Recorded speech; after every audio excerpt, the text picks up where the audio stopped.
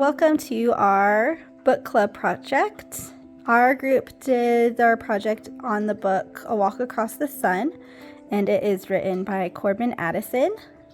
So just to give y'all kind of a brief overview of what the book is about, it follows the sisters Ahalia and Sita. Ahalia is 17 and Sita is 15. And the book opens up with the disaster of a tsunami that killed their entire family and destroyed their house. So the sisters decide that they are going to find shelter and retreat to their school. And on their walk there, they run into a man who promises them a ride to the school, but instead takes them to a brothel where they are both forced to participate into sex work, and then later moved around again and trafficked again. And it's a very sad story. It has a lot of good key points though, and I feel like we were able to learn a lot in this story. They started out in their home country, Tamil Nadu, which is on the east side of India. Then they were taken to Mumbai to participate in sex work. Particularly Ahalia was forced and raped, and it was awful. But Ahalia was rescued there and taken to a retreat just outside of Mumbai. But Sita, unfortunately, was taken to Paris, France. And when she was transported from Mumbai to Paris, she was forced to ingest a bunch of drugs and then became a drug mule, and was forced to work in a restaurant and also as a housekeeper in Paris. And then she was sold again and taken to New Jersey, and she was just kind of held in a strip club in New Jersey. And then she was moved again and taken to Atlanta and in Georgia, and she was rescued in Atlanta. So here are the geographic locations just listed out for y'all, and some of the major themes that we will be discussing in this project and presentation. So human trafficking, child prostitution, drug trafficking, corrupt government, and undeveloped country. There are 3 health problems that stood out to our group the most in this book. The first is reproductive health. Ahalia was raped and became pregnant as an adolescent, inherently increasing her risk for preterm labor, low birth weight, and stillbirth. The customers at the brothel were not tested for existing STDs and did not use contraceptive or STD prevention measures. This practice increases the risk for transmitting STDs to the women and subsequently other customers and the greater community. In terms of mental health, the kidnapping and exploitation of the girls caused mental distress. They lived in constant fear and showed symptoms of depression. Their traumas affected their self-image, confidence, and sense of identity, and will have lasting effects throughout their lives. For neglect and abuse, the harsh conditions the sisters were in and malnutrition affected their immune status. While working in the restaurant, Sita was so worn down and malnourished that she became sick. She later got beaten for trying to run away, was sleep deprived, and kept in confinement and not allowed outside. Throughout the book, there are many ethical, safety, and socio-cultural issues. Human trafficking and kidnapping are one of the major ethical issues of this book that involve drug trafficking, sex trafficking, and rape. In the book, multiple girls were kidnapped. It started off with 2 sisters named Alea and Sita, who are sold into the sex trade by their captor in Mumbai to a brothel owned by a man named Chaco. Alea tries to protect her younger sister as much as she can by agreeing to have sex with the customers of the brothel.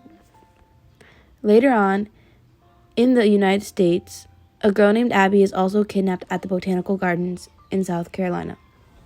This shows how the sex trade is common throughout all parts of the world.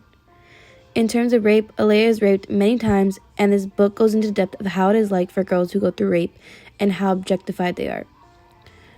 There is also an issue with drug trafficking. For example, in Bombay, there are a lot of drug dealers, and later in the book, Alea's sister Sita is sold to a drug mule and forced to swallow condom bags of heroin and sent across the country. Some safety issues in the book were forced labor and violence. An example of forced labor was when Sita was forced to work as a slave in a restaurant and treated very badly. Violence was also very prevalent throughout the book. For example, the owner of the brothel threatened to use a knife if the girls tried to leave, and the girls were also beaten and hit many times, and sometimes the sexual encounters were somewhat violent and rough. The socio-cultural issues were the corrupt government officials, the underdeveloped country, culture of acceptance, and poverty. The most corrupt government officials in the book were the police in Bombay. For example, a pimp operating a brothel had admitted his crimes to the police, but the confession was not admissible into evidence due to the police being corrupt. The police also ruined the first information report that case prepared at the scene because they couldn't write a coherent sentence. Therefore, the pimp was still out in the streets. This just shows how corrupt some government officials are in other parts of the world. The main undeveloped country in the book was Mumbai, also known as Bombay. Thomas went to work in Bombay with CASE, which is an organization that combats forced prostitution in the developing world. And Bombay is a very undeveloped country. It's overcrowded and polluted. The sewers run into the ocean, causing it to smell. Buildings were never updated or worked on, and in the slums there were many beggars, street thugs, traffickers, pimps, drug dealers, gangsters, and even brothel owners. An example of cultural acceptance were how many were forced to accept the sex trade. For example, the girls sold into sex trafficking were forced to accept this pain and suffering of being raped. And another issue was poverty. Many people that lived in Bombay were poor and uneducated, which is why there was so much sex and drug trafficking going on.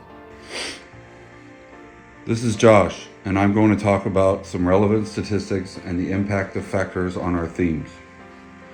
India's population is 1.417 billion. It is one of the world's poorest countries based on gross domestic product and gross national product per capita. In 2020, 1,714 human trafficking cases were reported under the Indian Penal Code. Most cases of human trafficking in India occur in West Bengal, Rajasthan, and Gujarat. Since most of the victims of human trafficking are young children or teenagers, more often than not, they become victims because they are naive and trust adults who are traffickers or criminals who sell them to traffickers. In most cases, it's someone taking advantage of a child or teenager and the strong preying on the weak. We identified 4 health disparities in the local region. The first is the lack of access to care. Ayla and Sita live in a rural area, so they had to travel to the main cities to look for help in Chapter 1. The second is poverty. The girls are unable to afford health care. The tsunami washed away their valuables and the lives of their family, therefore the sisters were forced into poverty. They had to rely on their father's connections to get transportation and some money. Third one is gender. Since they are girls, they were kidnapped to be used for personal entertainment. The perpetrators gain wealth from selling girls to their customers.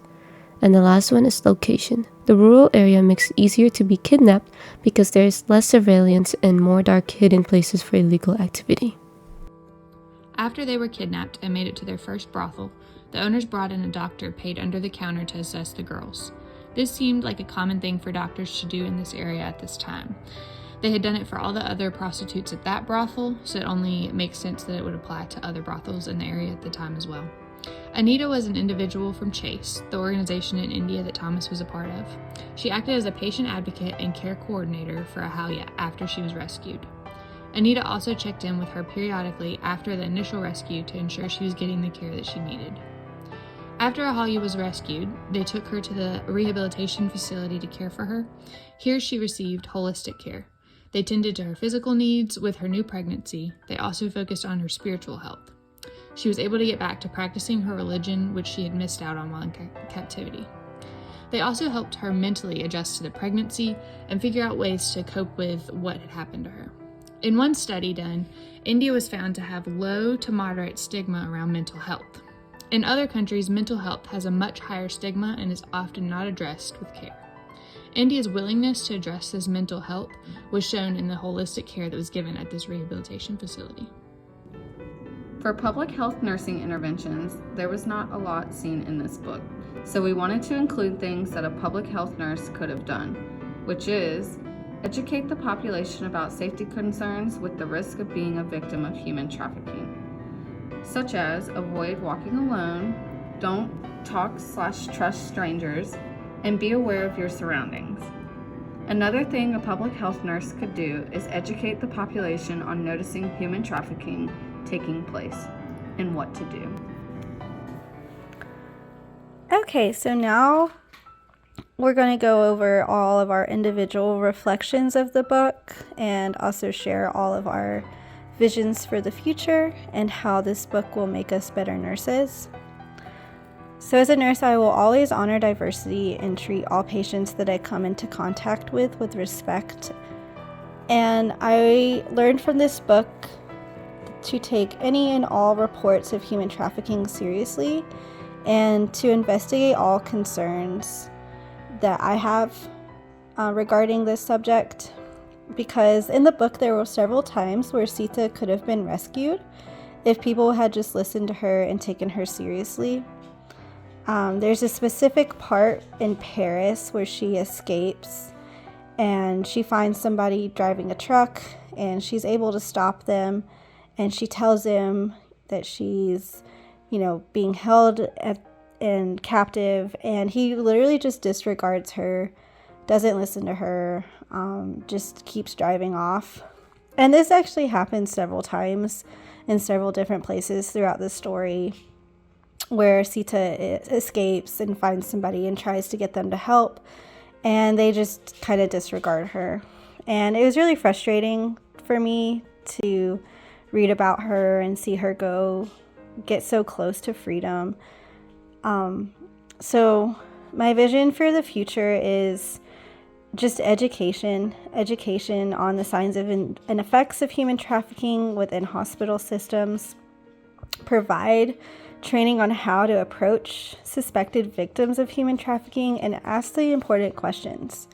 So just overall open-mindedness, taking reports seriously, and education not only for victims but for staff, for anyone surrounding the victim. And I just think that is really important. For my reflection, this book has changed my vision of human trafficking and what I will do as a nurse. In hospitals, they focus on fixing the disease process and sending them home. I believe that as a nurse, I will focus on the well-being of the person. This means focusing on what is important to them in their recovery. With human trafficking, they aren't focused on getting help with their disease process. They are focused on being saved. And a lot of victims get overlooked because they are not taken seriously. This is when I knew I was going to take all things seriously as a nurse. This includes taking a joke, hint, and nonverbal cues seriously from the victims. I believe this will help with catching human traffickers that come into the hospital. This also includes not making assumptions, so I will ensure that I have all the correct information before making any decisions. Overall, I believe this book has helped me become more aware as a nurse of human trafficking. The vision for the future that I have is having people within 30 miles of major highways be educated on how to avoid being a victim of human trafficking, due to these areas being a high-trafficked area. Unfortunately, this book is the perfect example of two trusting young girls in a weakened state that were kidnapped, sold, trafficked, raped, and beaten by stronger and more powerful adults. Even though this book is fiction, this is a type of story that happens repeatedly all around the world. Thankfully, there are people like Thomas who never stop looking for trafficked individuals like Sita and Ahalia. My vision for the future is to use my nursing degree as well as my criminal justice degree to work with law enforcement in North Carolina to educate the population on how to better believe victims of trafficking and how to be more aware of it in the community. This book has changed my outlook on nursing practice related to human trafficking because it made me more aware of how easily a young person can be kidnapped when they lack the guidance from a trusting adult. For example, Ayla and Sita managed to find one of their father's friends named Ramesh, and he helped the girls get a ride but could not be there to protect them on the rest of the ride. As soon as he left, the unknown driver kidnapped the girls and sold them. If the girls were given education on how to avoid this situation, they would not follow a stranger and they would have stayed with Ramesh if possible.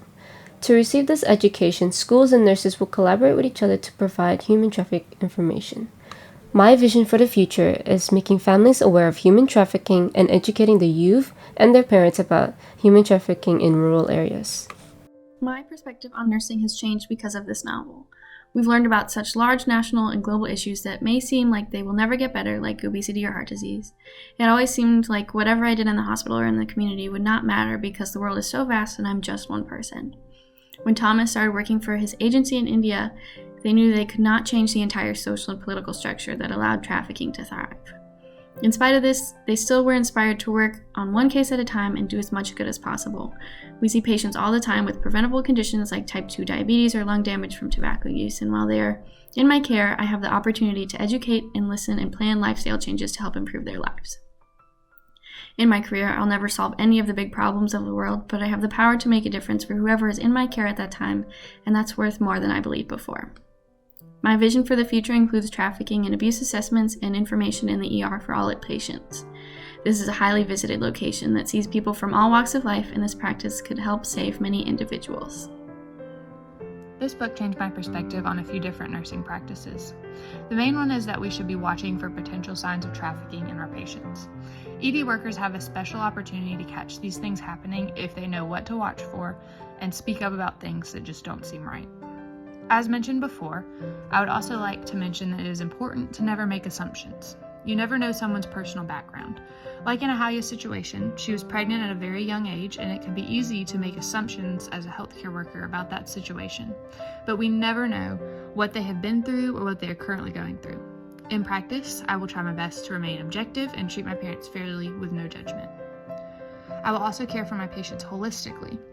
In the book, it shows how important religion is to some people. It was what the two girls used to motivate them to push forward in those hard times.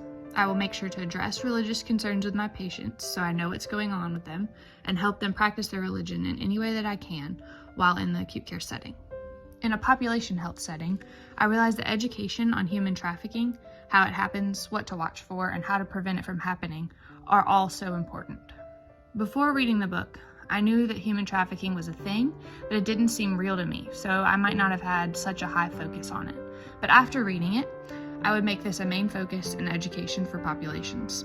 This would be a vision for the future that I have for nursing. I would like to see public health nurses educating employees at high-trafficked areas, such as truck stops, for things to watch for and what to do if they see something that doesn't seem right.